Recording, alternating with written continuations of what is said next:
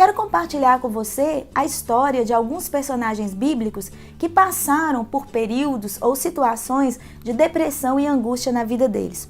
Quando a gente conhece esses personagens, observa a história deles e acompanha a narrativa deles, nós podemos também nos identificar, reconhecer a nossa humanidade e passar a enfrentar algumas situações com outros olhos, porque a palavra de Deus não esconde da gente a humanidade dos servos e servas de Deus. Os problemas que eles passaram são os mesmos nossos, e assim como Deus deu a eles saídas e oportunidades, Deus dá a nós também. Talvez um dos textos mais estudados do ponto de vista bíblico sobre o tema da depressão seja a experiência de Elias, nos capítulos 19 e 20 ali do livro de Reis. Ele passa por uma situação muito estressante, que é um grande enfrentamento junto aos profetas de Baal, e depois ele tem algumas atitudes que hoje, se um médico, um psicólogo, uma pessoa de aconselhamento observar as atitudes de Elias, vai ver que ele demonstra alguns sintomas de depressão. Logo depois daquele momento, quando Jezabel o ameaça, o texto diz que ele foge para o deserto, então ele evita todo o contato social com outras pessoas. O texto diz que ele sente sono e ele dorme lá no meio do deserto, e essa questão do isolamento e da falta de energia, da fadiga, são sintomas de depressão. O texto diz que ele não queria comer, o anjo tem que acordar ele e forçá-lo a se alimentar, e esse também é um outro sintoma. E ele então se esconde ali diante de Deus, e quando Deus o confronta, ele diz: Senhor, eu quero morrer, a vida não está boa para mim, todo mundo me abandonou, eu me sinto isolado. Toda a oração, toda a fala, toda a postura de Elias é a postura de quem está passando por um grande esgotamento emocional, que pode culminar em um momento bastante dificultoso. E Deus ali tem um tratamento terapêutico com Elias que é fantástico, Primeiro, Deus pergunta para ele: o que você está fazendo aqui, Elias?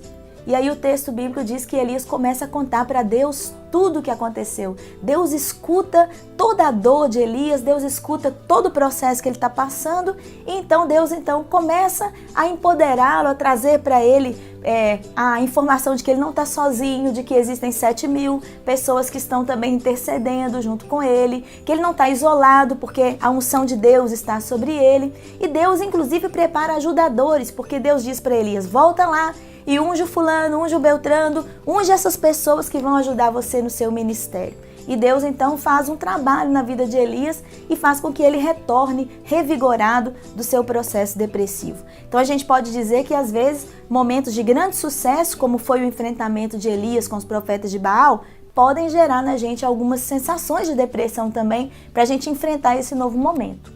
Um tipo diferente de depressão que a gente encontra é também na experiência de Jó. Uma depressão, uma tristeza, uma angústia que vem derivado de um grande sofrimento. Ele passa por várias perdas e aí o texto diz que ele se senta e começa a se raspar com cacos, e os amigos chegam e durante vários dias eles ficam todos em silêncio. Então Jó não consegue expressar a dor que está dentro dele. E depois de alguns dias é que ele começa então a falar, e a gente tem todo o relato no livro, de como ele vai expressando diante de Deus também toda a angústia e toda a dor que ele está vivendo.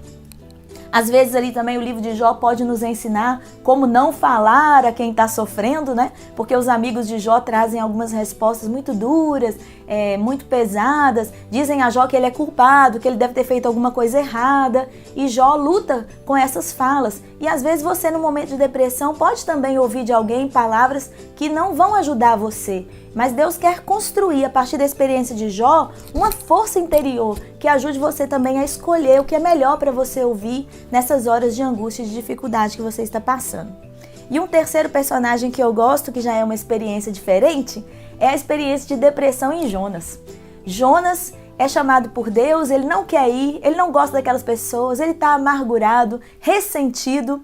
E depois que ele então anuncia a palavra e ele passa pela experiência toda da barriga lá do peixe, ele diz para Deus: depois de tudo, quando o ninivita converte, ele diz: eu quero morrer. Talvez a amargura, a falta de perdão, os sentimentos não resolvidos na sua vida podem levar você também a passar por depressão. E Deus começa a fazer umas perguntas para Jonas: é razoável isso? Esse sentimento pesado que você carrega dentro do seu coração? Essa incapacidade de compreender o limite do outro? O limite desse ninivita, que apesar de todos os seus pecados não sabe discernir uma mão da outra, é justo a sua ira? Deus vai trabalhando isso em Jonas. E fica essa pergunta para nós. Algumas coisas que às vezes podem desencadear processos precisam também ser tratados tanto quanto a doença em si. Observe o seu entorno, a maneira como você conduz a sua vida, as amarguras, os sentimentos que estão dentro de você, para que você possa trabalhar também de modo a encontrar saúde e algumas alternativas e saídas para você. E embora a gente esteja trabalhando aqui a parte bíblica, eu quero te deixar um conselho prático. Eu quero que você possa refletir sobre tudo isso e se esses sentimentos difíceis estão na sua vida hoje, procure ajuda. Às vezes é o médico que vai resolver, às vezes é o pastor e a pastora no aconselhamento, às vezes são buscas de outras formas de vida que a gente precisa alterar alguns ritmos que nos fazem adoecer. Enfim, não fique sozinho, sozinha na sua dor, na sua ansiedade. Todas as experiências que a gente tem na Bíblia são de pessoas que passaram por essas dores, portanto elas são humanas, elas são passíveis de acontecer, não é falta de fé, todos eles eram homens de Deus, mas eles saíram da sua situação pela oração, pela fé, pela acolhida de outras pessoas e pelo recebimento de ajuda. São portas milagrosas que Deus sempre abre para nos trazer de volta a vida abundante que Ele quer para nós. Deus te abençoe. Você conhece nossas revistas de escola dominical? Elas são produzidas para diversas faixas etárias, adolescentes, jovens, adultos. Na Angular Editora você encontrará vários temas. Acesse www.angulareditora.com.br. E se você gostou desse vídeo, inscreva-se em nosso canal e curta nossa página. Escola Dominical, presente na vida.